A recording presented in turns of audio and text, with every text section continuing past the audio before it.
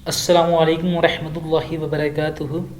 Calculus 2 की ही 13 chapter start करने लगे हैं जिसका नाम है पार्शियल डेरिवेटिव्स। ठीक, इसमें ओनली एक इस एक्सरसाइज 13.1 करने के लिए हमें ओनली एक चीज़ सिर्फ जहन में होनी चाहिए।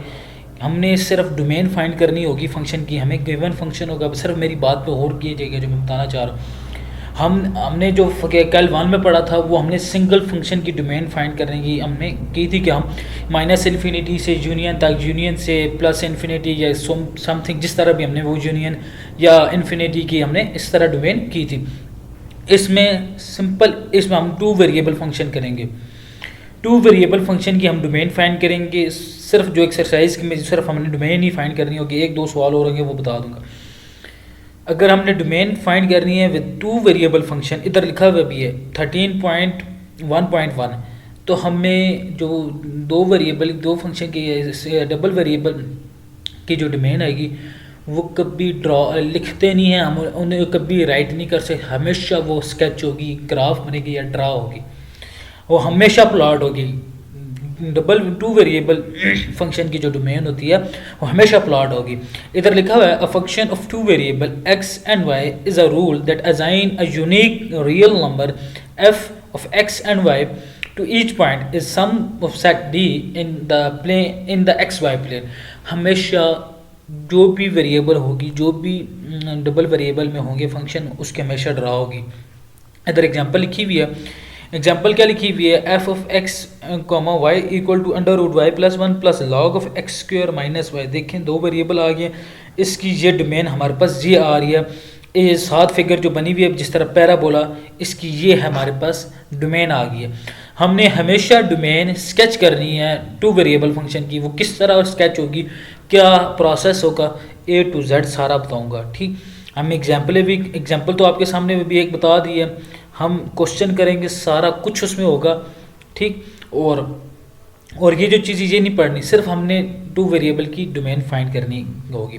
अभी सवाल करेंगे इंशाल्लाह, और पहले से भी बेहतर अच्छा सवाल करने लगे हैं। और कैसे करूँगा सारी चीज़ें बताऊँगा। अगर गुजारिश यही है आप लोगों से, वीडियो अगर मेरे से नॉलेज ले रहे हैं तो प्लीज़ लाइक शेयर और सब्सक्राइब कर दीजिएगा। और दूसरी बात, अगर वीडियो ब्लर हो रही है तो काइंडली इम्प्रूव करके, क्वालिटी इम्प्रूव करके उसकी वीडियो देख लीजिएगा इंशाल्लाह। अभी सवाल करते हैं। अच्छा, एक्सरसाइज 13.1 स्टार्ट करने लगे हैं, जिसका क्वेश्चन नंबर 7 में ये बता रहा है जो हमने चीज़ें जो फाइंड करनी है। ये क्वेश्चन नंबर 7 लिखने लगा हूँ। क्वेश्चन नंबर 7 ये कह रहा है, let F of x comma Y which is equal to X plus 3x square plus Y का स्क्वायर। ये एक क्वेश्चन में हमें गिवन होगा।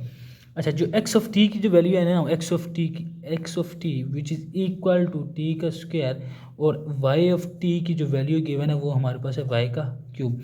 जो हमने फाइंड करना है ना, वो हमने ये फाइंड करना है, x of T comma y of T. ठीक, ये चीज़ हमने फाइंड कर रही है। अच्छा, मुझे अभी मैं जो लिखने लगा हूँ ना, मुझे ये पता है कि एफ ऑफ एक्स किसकी इक्वल है, इसके ना X plus 3x square Y square, ये है। अच्छा, इसकी जगह क्या है, एक्स ऑफ टी मैं पुट कर सकता हूँ। इधर एक्स और वाई है, इधर भी मैं एक्स ऑफ टी और वाई ऑफ टी पुट कर लूँगा ना। एक्स ऑफ टी पहले पुट कर लेता हूँ, प्लस 3x ऑफ टी का स्क्वायर वाई ऑफ टी का स्क्वायर क्यूब है, सॉरी वाई ऑफ टी का हाँ वाई ऑफ टी का स्क्वायर है, सॉरी इधर भी स्क्वायर है, इसमें स्क्वायर है, ऊपर स्क्वायर है। अच्छा, स्क्वायर एक्स ऑफ टी की हमारे पास वैल्यू क्या है, मेरे पास है टी स्क्वायर, मैंने टी स्क्वायर डाल दिया, प्लस 3x ऑफ टी की क्या वैल्यू, टी स्क्वायर, लेकिन उसका होल स्क्वायर है ऊपर, ये स्क्वायर। अच्छा, वाई ऑफ टी की मेरे पास क्या है, टी का क्यूब है ना, टी का क्यूब है, ये टी का क्यूब है, टी का क्यूब और ऊपर स्क्वायर। ठीक, मेरे पास क्या आ जाएगा, इक्वल टू टी का स्क्वायर प्लस 3 टी की पावर 4 वाई की पावर 3 2 6। अच्छा जी, मेरे पास जो आ रहा है टी का स्क्वायर प्लस 3 टी की पावर 10। अच्छा, ये आ गया ना। हमने जो फाइंड करना है, ये एक चीज़ आ गई, हमने एफ ये फाइंड कर लिया। ठीक, पहली बात। दूसरी बात, दूसरी बात ये है कि अगर मैं इसकी जगह एक्स ऑफ टी के जो बी पार्ट है, एक हमने फाइंड कर जो इसी का बी पार्ट है ना, उस बी पार्ट में ये कह रहा है कि अगर एक्स पहले एक्स ऑफ टी था, अब उधर कह रहा है कि बी पार्ट में, इसके बी पार्ट में, ये बी पार्ट पहले एक्स ऑफ टी था, अभी हमको कह रहा है X of zero plus Y of zero हमें फाइंड करना है। एक्स पहले एक्स ऑफ टी था, हमने एक्स ऑफ टी की जगह उधर वो वैल्यू डाल, अभी कह रहा है ज़ीरो है, एक्स ऑफ ज़ीरो, हम उस जगह ज़ीरो डाल देते हैं। किस तरह, X of zero plus three X of zero का स्क्वायर वाई ऑफ ज़ीरो का स्क्वायर, ठीक, और ज़ीरो प्लस थ्री ज़ीरो का square which is equal to zero. बात एक के लिए दो चीज़ें फाइंड कर ली हमने। अब ये तो सिंपल से सवाल था ना, असल जो मेन सवाल आ रहा है ना वो अभी आ रहा है, जो मैं आपको बता रहा था, जो डोमेन हमने डबल वेरिएबल फंक्शन की जो डोमेन है वो कैसे फाइंड करेंगे। बहुत ही इंपॉर्टेंट सवाल है, डोमेन गौर से सुनना, ठीक है। क्वेश्चन नंबर 23 करने लगे हैं, जिसका सवाल मैं लिख रहा हूँ सिर्फ f of y which is equal to x square plus y square plus -4 ऊपर पूरा -4। अच्छा, हमने इस फंक्शन की डोमेन फाइंड करनी है। थोड़ा इस सवाल को मैं प्रॉपर स्टेप से लिखूंगा, थोड़ी सी इंग्लिश के तरीके से, बाकी फिर आप लोग बाद में इंग्लिश खुद लिख लीजिएगा। अच्छा, to find the domain of given function, to find the domain of given function,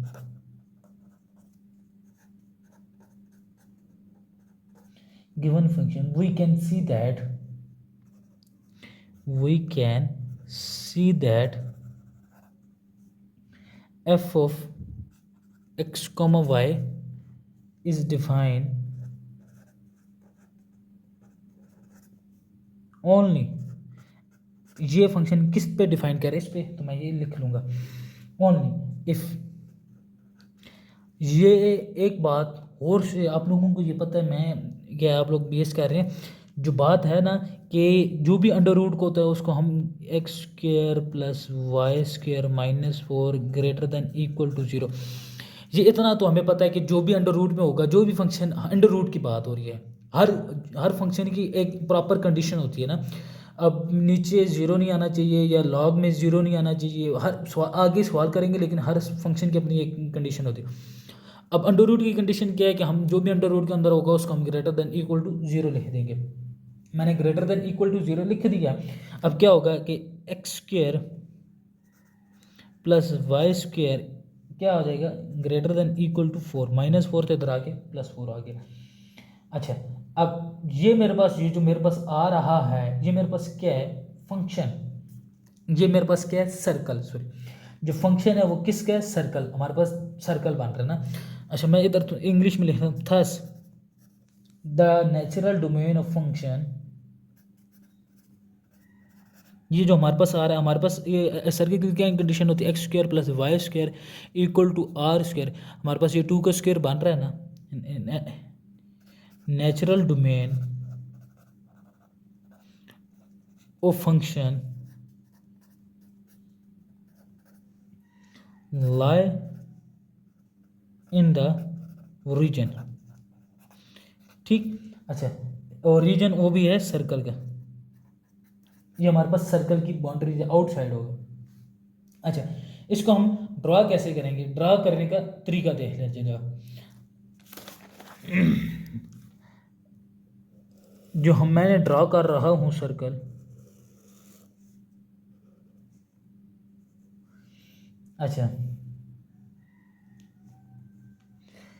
अगर मैं कहता हूँ इधर 2 है, ये 2 है, ये 2 है, ये 2 है, ये 2 है, मैं एक सर्कल ड्रा कर लेता हूँ, क्योंकि जो मेरे पास कंडीशन है ये भी है, x square plus y square equal to 4 है, 4 है तो इधर 2 है, ये भी 2 है, ये भी 2 है, ये भी 2 है, ठीक।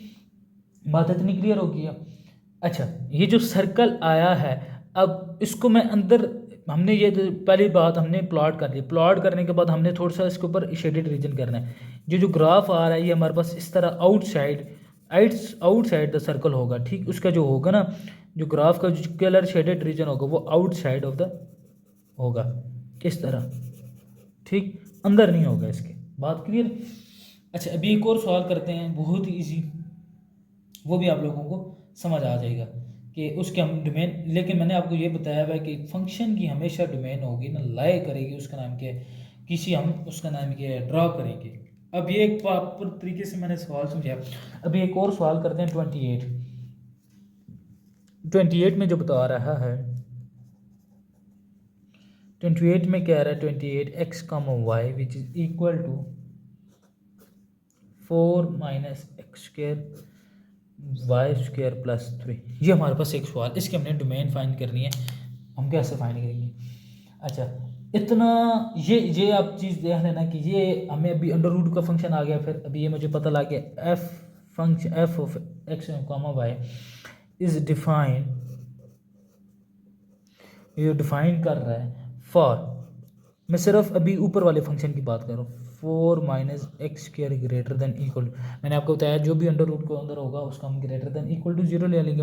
अच्छा जी, एक्स स्क्र का मैं उधर ले लेता हूँ, 4 इक्वल टू एक्स स्क्र, या फिर x square equal to plus minus 2, ये x equal to x square. अच्छा, ये x equal to plus minus 2, अभी इतना हमें पता है कि ये हमारे पास एक लाइन है, और वो भी कौन सी लाइन है? Vertical line. इस तरह की कौन सी लाइन है? वर्टिकल लाइन होगी, इतना हमने लिख लिया ये। अच्छा, इसकी तो हमें पता लग गया कि डोमेन ये आ गया। अच्छा, hence the domain of F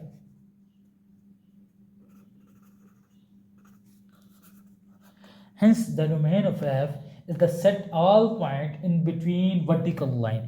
बस इस तरह आप लिख भी देना कि आप लोग इस सेट मत लिख, इज द सेट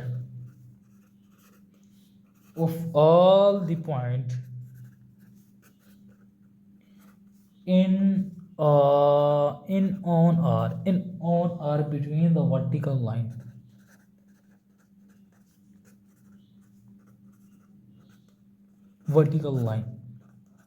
अच्छा, अब ये तो मैंने आपको बता दी कि ये किस तरह हमने वर्टिकल लाइन आपको पता है वो उस तरह की होती है, ठीक, इतनी हमें ये पता लग गई।